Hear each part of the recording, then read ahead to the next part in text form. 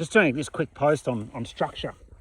A lot of people, especially in sort of more populated areas, like to see mowed paddocks, mowed grass. It must come from our European or English heritage, where we like to see totally eliminated vegetation.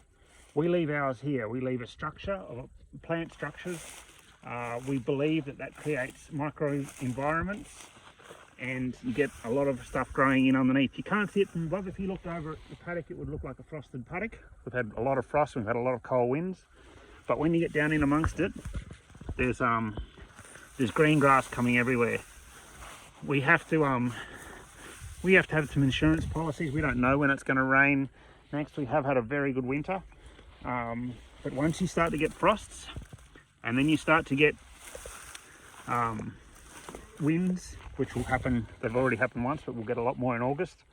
Having that structure there not only provides a little habitat for all the little animals and birds and insects, but it also protects all the other grasses and plants, forbs, legumes and whatnot that are all coming through. That's why we leave it there. The structure in our paddocks is quite important to us. We don't really care if it looks a bit messy. It has a role.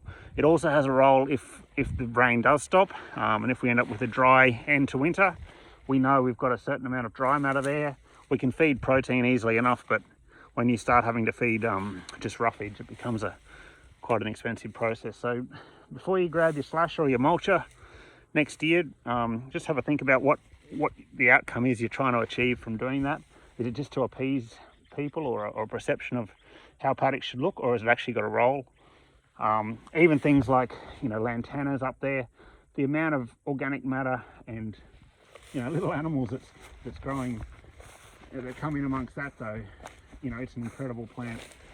Again, people frown on it. They want it all gone. It's on the weeds list or whatever bloody list there is.